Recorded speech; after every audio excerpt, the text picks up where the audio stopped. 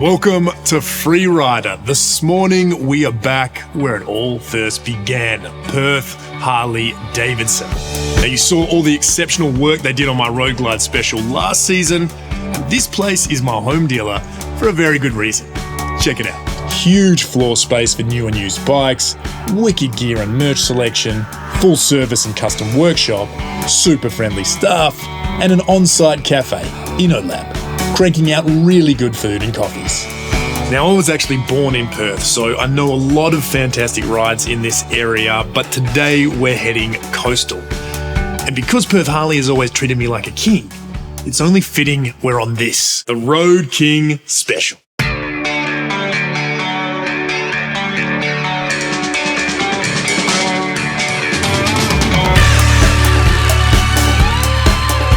I've always been intrigued by the Road King Special. It is such a good looking bike. You get bag of convenience without the fairing.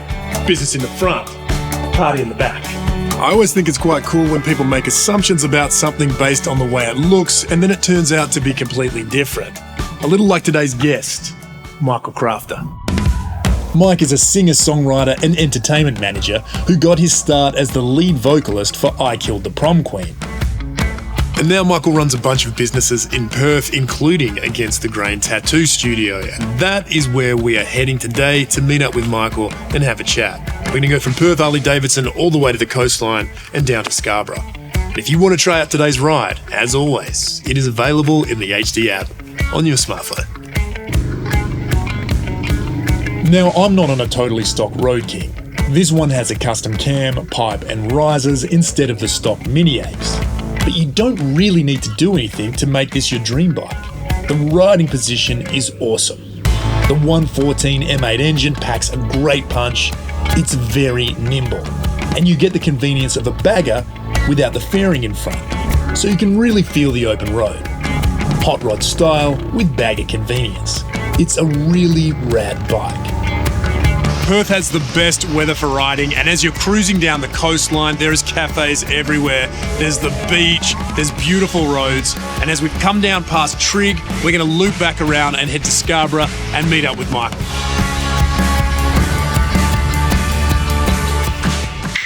Oh, that was a good one. That was a good one. Dude, this place is epic. Yeah, welcome to Against the Grain Scarborough Beach. Fantastic. You got a bit of everything here. You got the barber shop, you got the coffee, you got the tattoo studio. Yeah, it's a good little spot, good people, so come have a look around. Yeah, please.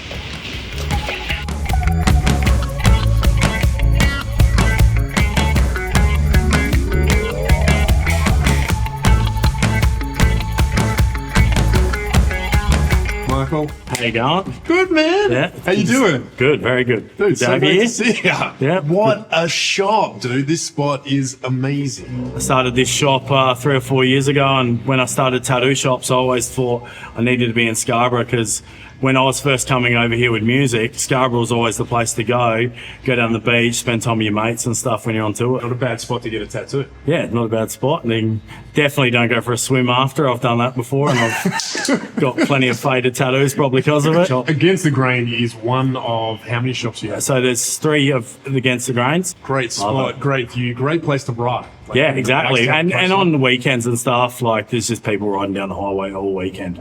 As a performer, yeah, there must be some raw feeling of like adrenaline pumping energy as you're coming out to the crowd. Is there any comparison to that and stepping on a motorcycle? I think riding a bike gives you a bit of freedom, and I feel like the same thing with music. It gets me away from the real world. Like obviously life with business and being a parent and whatnot, going back to play shows is just that step back kind of into my childhood when I was younger, playing in bands, starting to play to bigger crowds and stuff. And I think always having motorbikes along the way, it's just one of those things where I get away riding a motorbike and I get away playing in the band. So how did you get into motorcycles? My dad was a golf professional, but my uncles always rode motorbikes and played music. So I was just drawn to what they were doing. Playing golf just seemed like wasn't that cool at the time, and my dad was always away on tour and stuff, so I was always spending time with my at my grandma's where there was dirt bikes everywhere. So I had dirt bikes from a young age. So then with that, then I started watching them play guitar, and then I wanted to play guitar too, and it kind of went hand in hand for my whole entire life. Now, playing guitar, you've ended up as the lead of a heavy, well, what would you say, hardcore punk band? Is the right word to do it? Hardcore metal band. Hardcore metal band? Yeah, punk band, a bit of everything.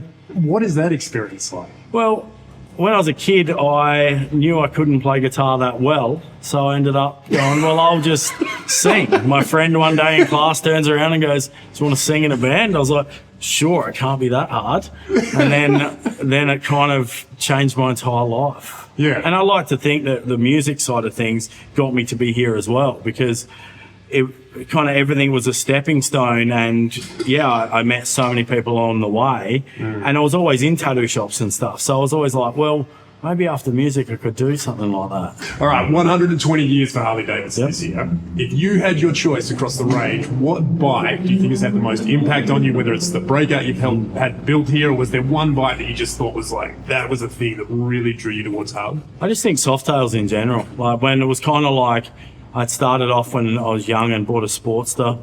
And then the next thing I wanted to get was a Softail, and it was kind of like moving up, and then getting a breakout was kind of the next thing. And obviously building it and doing what we've done to it, it become my pride and joy. You're straight edge. Yeah. So I guess you're kind of bucking that assumption of a hardcore punk rocker. Then when I found that, I kind of found my place. And with that was also heavier bands. And then just sent me on this roller coaster that's lasted years. And I've just never felt the need that I didn't need to drink, I didn't need to do drugs. And all these memories of shows and tours and everything, I was sober the whole time. So I could tell you when we played New York, or we played Germany, or we played certain festivals across the world, like done majority of cool shit, and I can remember every bit of it, which is great. Well, music just means so much to people, right? It really affects you based on what you've been listening to at the time, what you're going through in your life, and I feel like that's something that they just resonate with. And it's the same for me, because I listen to the same songs and it means the world to me too. And the fact that I got to write it to then see people sing it back to me, it's one of those feelings that just you can't even explain. Oh man, I can't imagine. Yeah. Well, it's so great to talk to you today, man. Yeah, sweet. Thanks, mate. Appreciate it. That's it for today's episode. For all things Freerider, head to biketalks.com.au, and as always, ride free. So you're starting here. You're starting to be before, so you land it. Like, I reckon right hand goes here. Yes. This is so. Oh man, I feel that.